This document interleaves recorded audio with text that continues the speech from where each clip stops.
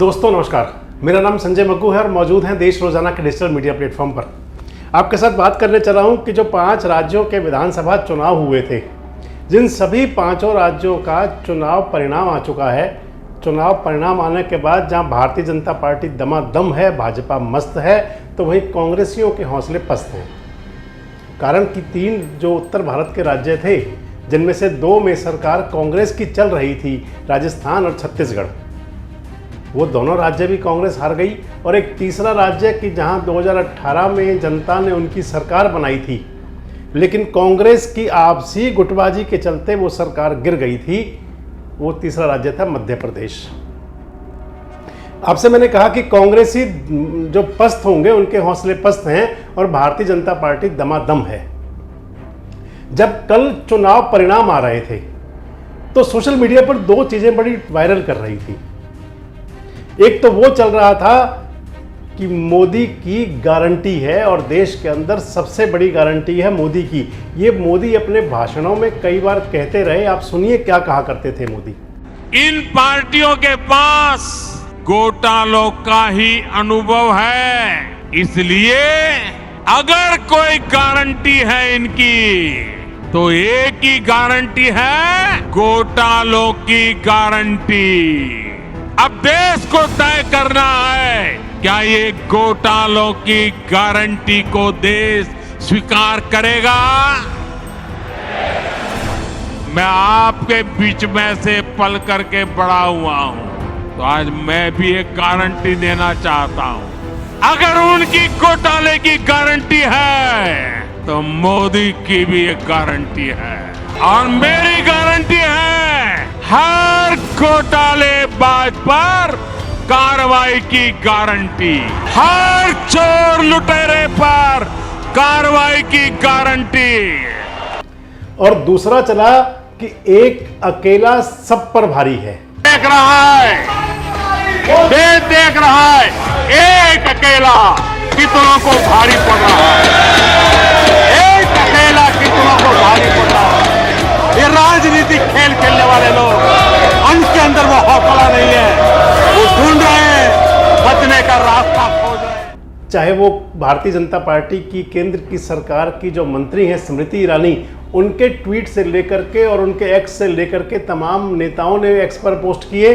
और इसके साथ साथ ही नरेंद्र मोदी का वो वाला वीडियो, वो भाषण जो उन्होंने लोकसभा में दिया था, एक अकेला सब पर भारी है, वो सोशल मीडिया पर खूब वायरल हो रहा था। बस इसी मुद्दे पर आपसे चर्चा में हूं कि एक तो क्या एक अकेला सब पर भारी है, और दूसरा क्या मोदी की गारंटी देश के अंदर सबसे बड़ी गारंटी हो चुकी है। गारंटियां तो कांग्रेसियों ने भी दी थी। कांग्रेस के जो युवराज हैं राहुल गांधी, उन्होंने भी कहा था कांग्रेस की 3 गारंटी हैं, कांग्रेस की 5 गारंटी हैं, कांग्रेस की 7 गारंटी हैं, लेकिन वो सारी गारंटियां धरी रह गई और मोदी की गारंटी चल गई। आपसे जिक्र कर लेते हैं उन्हीं बातों का कि आखिर मोदी की गारंटी क्या थी। तो मोदी की गारंटी थी 450 रुपए का सिलेंडर देना। मोदी की गारंटी थी, वो कहते थे कि मोदी जो कह रहा है वो होगा। और एक प्रकार से मान लीजिए तो ये संदेश दे दिया गया भारतीय जनता पार्टी की तरफ से, सेंट्रल गवर्नमेंट की तरफ से, आरएसएस की तरफ से, बीजेपी के सोशल मीडिया की तरफ से, और तमाम जहां जहां से संदेश जा सकता है। और इसके साथ साथ ये संदेश आम आदमी तक अग्रेषित हो गया कि जो मोदी कह रहे हैं वो तो होगा ही, मोदी की जो गारंटी है वो तो होगी ही। और दूसरा वो था जो मोदी ने कहा था कि एक अकेला सब पर भारी है। तो जिक्र वहीं से शुरू करते हैं कि एक अकेला सब पर भारी है। आप मान लीजिए कि 5 राज्यों के अंदर विधानसभा के चुनाव हो रहे थे और किसी भी राज्य में भारतीय जनता पार्टी ने अपने किसी भी चेहरा को, छत्रप को, जो उनके क्षेत्रों के इलाके के नेता होते हैं, राज्यों के जो नेता हैं, चाहे वो छत्तीसगढ़ के अंदर रमन सिंह थे, चाहे वो वसुंधरा राजे सिंधिया थी राजस्थान के अंदर, और चाहे फिर वो मध्य प्रदेश में शिवराज चौहान थे, किसी भी नेता को वहां पर मुख्यमंत्री का चेहरा घोषित नहीं किया गया। और नेताओं की इससे ज्यादा क्या होगी कि उनको टिकट के लिए इंतजार करना पड़ा। चाहे वो वसुंधरा राजे सिंधिया हो, चाहे वो शिवराज चौहान हो, चाहे वो रमन सिंह हो, जो पहली सूचियां जारी हुई किसी भी नेता को टिकट नहीं मिला, टिकट तक का इंतजार करना पड़ा। और जब चुनाव प्रचार शुरू हुआ तो मोदी जहां भी जाते थे वो कहते थे कि भारतीय जनता पार्टी का झंडा देखो, कमल का निशान देखो और मोदी को देखो, मोदी की गारंटी को देखो। और दूसरी तरफ आप मान लीजिए कि किसी को नेता को घोषित भी नहीं किया गया, लेकिन उसके बावजूद जिस शिद्दत से मध्य प्रदेश के अंदर शिवराज चौहान ने काम किया, जिस प्रकार वसुंधरा राजे सिंधिया भले ही विरोध में थी लेकिन सामने चलती रहीं, और चाहे वो रमन सिंह थे जिनको भले ही मुख्यमंत्री का चेहरा घोषित नहीं किया गया हो, लेकिन इसके बावजूद भी वो लगे रहे चुनाव मैदान के अंदर। ये एक अकेला सब पर भारी था क्योंकि, और अगर आप मोदी की गारंटी देखें तो मोदी की गारंटी ये थी कि जहां जहां मोदी चुनाव सभा करने जाते थे, चुनाव प्रचार में जाते थे, हालांकि कांग्रेस के नेताओं ने उनको प्रधानमंत्री की बजाय प्रचार मंत्री कहना शुरू कर दिया, लेकिन अपने कुनबे को बड़ा करना, अगर किसी पार्टी का जो मुखिया हो, क्योंकि मोदी सर्वमान्य नेता हैं भारतीय जनता पार्टी के, भारतीय जनता पार्टी का सर्वमान्य फेस है, सर्वमान्य चेहरा है मोदी, जिन पर कोई भी आदमी भले ही सोशल मीडिया पर और मीडिया पर और तमाम प्लेटफॉर्म्स पर कुछ भी पोस्ट चलती रहें, लेकिन भारतीय जनता पार्टी के अंदर कोई ऐसा नेता नहीं है जो मोदी के सामने खड़ा होकर के बोल सकता हो। और इसके साथ साथ आप मान लीजिए कि एक संगठन क्षमता जो भारतीय जनता पार्टी की है, मैं आपके साथ आ रहा हूं उस बात पर जो मैंने आप सबको कहा कि एक अकेला कैसे सब पर भारी है। अगर एक साइड से मैंने आपको बताया जो संगठन क्षमता भारतीय जनता पार्टी की, आप उसको यूं मान लीजिए कि राजस्थान के लिए कहा जा रहा है कि और मध्य प्रदेश के लिए कहा जा रहा है, जो पन्ना समितियां बनी हुई थी भारतीय जनता पार्टी की, उन पन्ना समितियों से चलते हुए भारतीय जनता पार्टी का संगठन उन राज्यों की विधानसभाओं तक पहुंच गया। एक तरफ जहां भारतीय जनता पार्टी के अंदर पन्ना समितियां तक बनी हुई हैं, तो दूसरी तरफ कांग्रेस का संगठन नाम की कोई चीज नहीं थी। अगर अब बात करें कांग्रेसियों की, राजस्थान से शुरू करते हैं। राजस्थान के अंदर 2018 के अंदर चुनाव के अंदर सरकार बनाई थी, उन्होंने भारतीय जनता पार्टी को हराया था और कांग्रेस की सरकार बनी थी, बहुमत भी मिला था। कांग्रेस को जहां 100 से ज्यादा 101 सीट थी, वहीं भारतीय जनता पार्टी के खाते में जो सीट आई थी वो 67 आई थी।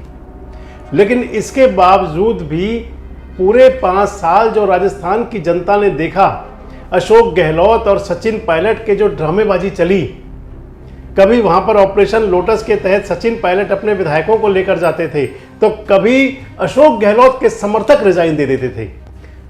जनता के अंदर एक बड़ा निराशा थी कि आखिर ये राज है कैसा, ये सरकार चला क्यों नहीं पा रहे।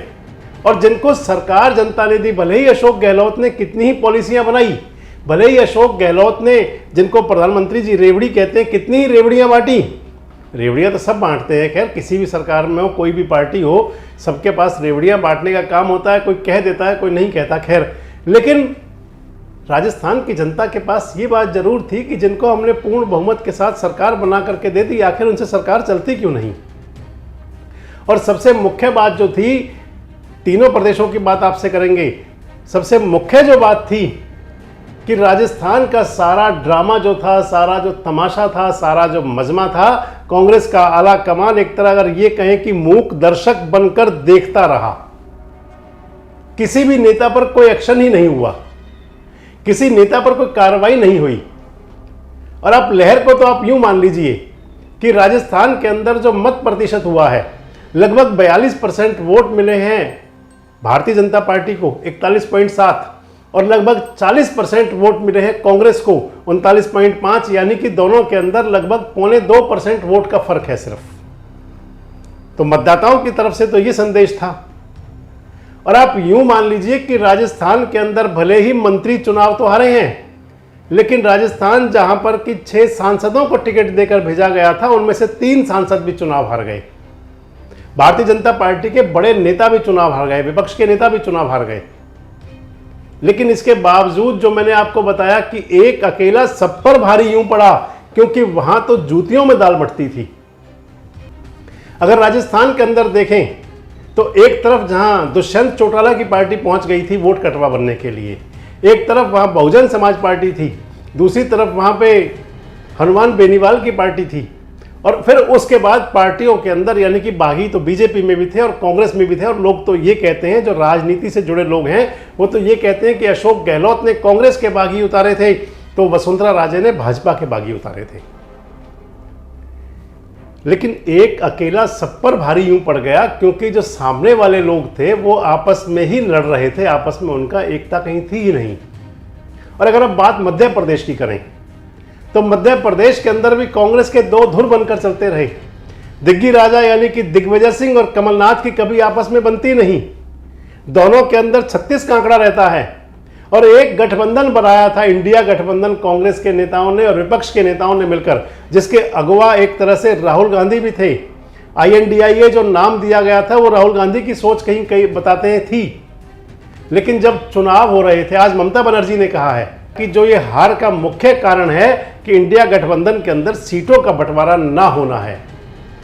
जब मध्य प्रदेश के अंदर चुनाव हो रहा था, अखिलेश यादव की पार्टी जिस विधानसभा सीट पर चुनाव जीती थी, जब उस विधानसभा सीट पर कांग्रेस ने अपना प्रत्याशी घोषित कर दिया तो अखिलेश को पीड़ा हुई।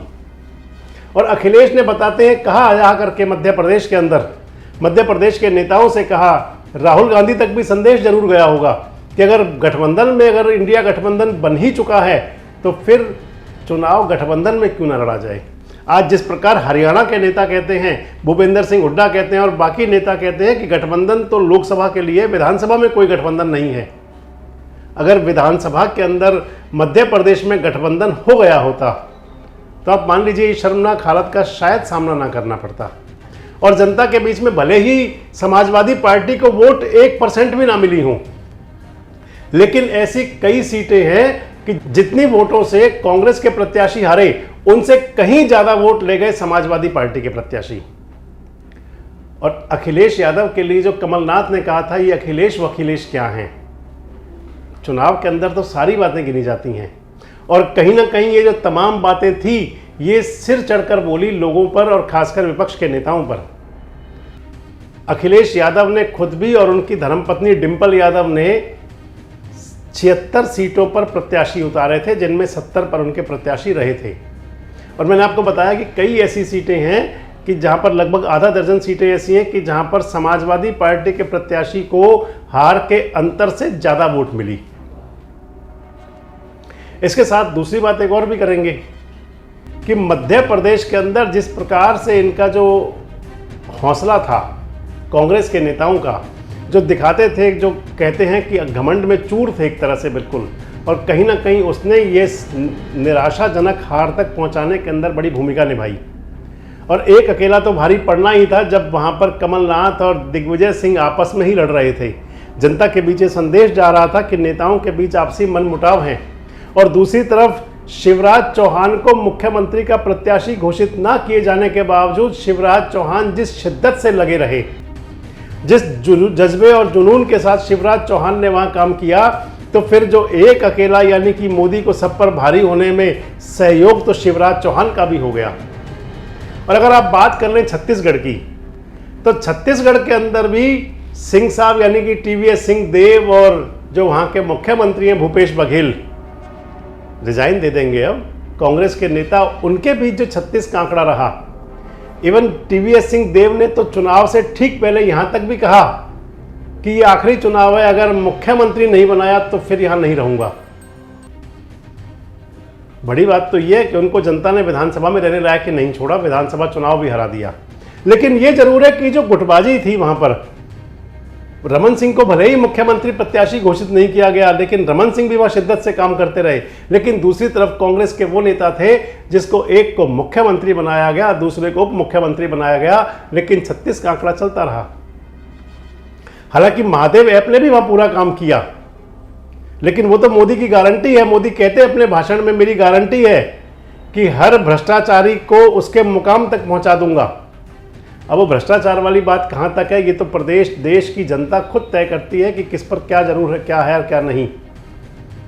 लेकिन ये जरूर है कि इन 3 राज्यों में एक पुराना एक गाना है हिंदी फिल्म का, जिसके अंदर ये है कि हमें तो अपनों ने लूटा, गैरों में कहाँ दम था, मेरी किश्ती वहां डूबी जहाँ पानी कम था।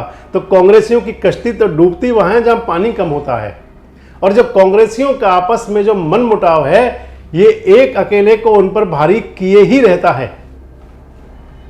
और एक तरफ आप जो कांग्रेस की बात हो रही थी, दूसरी तरफ इंडिया गठबंधन की बात जरूर होगी, जो कि चुनाव हारने के दौरान ही उन्होंने बैठक बुला ली। कांग्रेस के राष्ट्रीय अध्यक्ष मल्लिकार्जुन खड़गे साहब का संदेश जारी हो गया कि 6 तारीख को इंडिया गठबंधन की बैठक होगी, चौथी बैठक।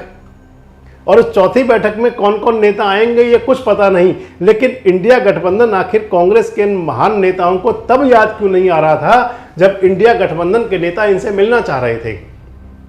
और सवाल तो इंडिया गठबंधन के नेताओं से भी होगा, सवाल तो अरविंद केजरीवाल से भी होगा कि वो अरविंद केजरीवाल जो पंजाब के अंदर कांग्रेस के एक पूर्व मंत्री को जेल में डालते हैं, लेकिन उसके बावजूद कांग्रेस बड़ा दिल दिखा करके दिल्ली में उनके जब नेताओं को गिरफ्तार किया जाता है तो निंदा करती है।